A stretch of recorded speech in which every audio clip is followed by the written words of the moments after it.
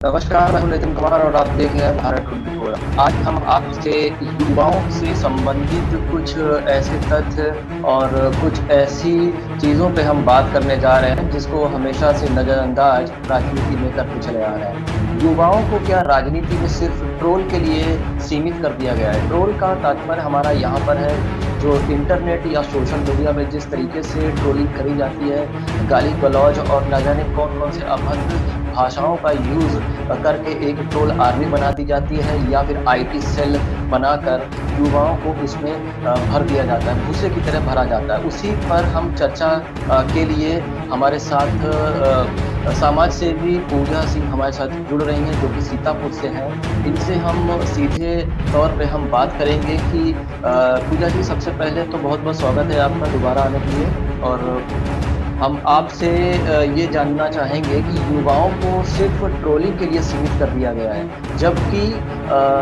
युवा भारत एक युवा देश है और वो राजनीति से इतना कतरा क्यों रहा है राजनीति में आने से? सर, राजनीति में जो युवा हमारा कतरा रहा है उसका सबसे बड़ा कारण है हमारा समाज और हमारा परिवार। क्योंकि राजनीति जो है उसको राजनीति को हमारा समाज अच्छा मानता है और ना ही हमारा परिवार अच्छा मानता है। क्योंकि राजनीति में जिस प्रकार की लोग कार्य कर रहे हैं, जिस प्रकार के अभी आपने कहा कि ट्रोलिंग कर रहे हैं, गाली गलौज कर रहे हैं, और जिस प्रकार की राजनीति ना करके लोग अपनी कुर्सी के लिए, अपनी सत्ता के लिए कूटनीति का इस्तेमाल कर रहे हैं। वो कुछ भी हो सकता है, साम दान दंड भेद जो लोग बोलते हैं उसको जिस प्रकार से वो गलत तरीके से यूज करते हैं, उसको देखते हुए जो समाज के व्यक्ति हैं, जो परिवार के व्यक्ति हैं, वो उसको बहुत ही गंदा मानते हैं। इसलिए वो अपने बच्चों को, अपने जो भाई है या जो गार्जियन है, उनको जो है कोशिश करते हैं कि वो राजनीति में ना जाएं। दूसरी बात इसमें ये भी है इसमें ये भी है कि जो हमारा युवा है वो राजनीति में ये नहीं सोच सकता कि उसमें राजनीति में भी करियर है उसका, क्योंकि राजनीति में उसको अनिश्चितता देखने को मिलती है, उसको बहुत ज्यादा अभद्रता देखने को मिलती है। और जो युवा है उसमें जोश होता है और काफी तरीके भी होते हैं, एजुकेटेड होता है, लेकिन वह अपना करियर सेट करने के चक्कर में इन सब चीजों से बहुत ही दूर हो जाता है, और जब तक वो जाने की कोशिश करता है शायद तब तक बहुत देर हो जाती है। लेकिन मैं आपसे ये जानना चाहूंगा कि युवा वर्ग है वो छात्र राजनीति में सक्रिय पहले रहता था, लेकिन आज की डेट में वो छात्र राजनीति भी विश्वविद्यालयों में खत्म होती नजर आ रही है।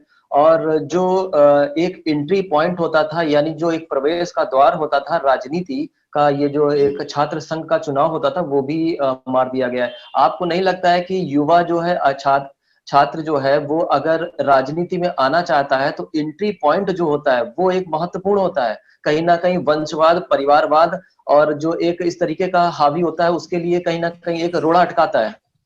बिल्कुल। हाँ, आपने कहा कि पहले हमारा जो छात्र था वो राजनीति में मतलब निडर होकर उतरता था। अभी हम असहयोग आंदोलन की बात कर लें, जब गांधी जी ने असहयोग आंदोलन चलाया था तो हजारों छात्र, लाखों की तादाद में छात्रों ने जो क्या किया था, धरना प्रदर्शन किया था। उसके साथ साथ लोग निकल के आए थे। लेकिन अब अगर छात्र यहाँ पे राजनीति, आपने कहा कि लोग जो है विश्वविद्यालयों में केवल छात्र राजनीति सीमित रह गई है, वो भी कहीं ना कहीं खत्म ही हो गई है। तो उसका सबसे बड़ा कारण ये है कि हमारा जो सरकार का या इस समय का जो रवैया है या इस समय की जो मानसिकता है, उनको लगता है कि नहीं, राजनीति में कुछ रखा नहीं है। सबसे बड़ी बात परिवारवाद, और आपने जो वंशवाद की बात कही है, व्यक्तिवाद की जो बात कही है, वो कहीं ना कहीं बहुत ज्यादा हावी हो गई है राजनीति पर। आप खुद देखिए कि जिसका परिवार, जिसके पिता, जिसके घर वाले राजनीति से बिलोंग करते हैं, केवल वही जो है राजनीति में आगे आता है। जिसका जो है कोई व्यक्तिगत मतलब लेन देन होता है राजनीति से, वही बच्चा, वही छात्र, वही युवा जो है राजनीति में आगे आता है।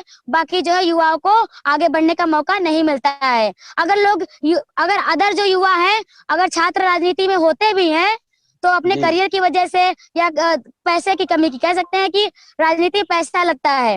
राजनीति आजकल ऐसी राजनीति है, पहले राजनीति होती थी तो समूह से, संगठन से बनती थी, वोट से बनती थी, लोगों के विचारों से बनती थी, लोग विचारों की क्रांति किया करते थे। लेकिन अब जो हमारी राजनीति है वो पैसों का खेल है केवल। तो मैं यहाँ पे आपसे राजनीति। जी, जी। जिस तरीके का युवा वर्ग जो पहले दिखाई देता था, आपने जी। असहयोग आंदोलन की बात करी, आपने असम का छात्र आंदोलन उसकी बात करी, जेपी आंदोलन जो सबसे बड़ा आंदोलन 80 के दशक में पटना में हुआ था, जिसको लेकर जेपी ने एक संपूर्ण क्रांति का नारा जो वहां पे दिया था, वो छात्र और आज का छात्र जमीन आसमान का अंतर है। वो ना तो नेता बिल्कुल। रह गए हैं और ना ही वैसे छात्र रह गए। लेकिन मैं आपसे फिर वही बात करूंगा कि जो छात्र उस आंदोलन में शरीक हुए थे, जो आज बड़े बड़े कैबिनेट मिनिस्टर बने बैठे हैं, वही लोग आज छात्र राजनीति को दमनकारी नीति के अनुसार उसको दबा रहे हैं। कैसे देखती हैं आप इसको?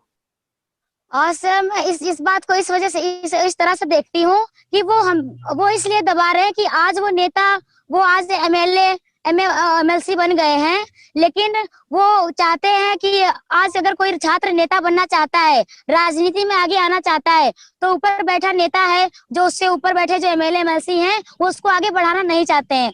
उनको डर है कि जैसे हम आगे बढ़ के आगे यहाँ तक पहुंचे हैं, हमने किसी की जगह ली है, कहीं ये हमारी जगह ये छात्र आके हमारी जगह ना ले। उनको देश के बदलाव से, देश की क्रांति से, देश के विकास से मतलब नहीं है। अब वो भी उसी मानसिकता का शिकार हो गए हैं।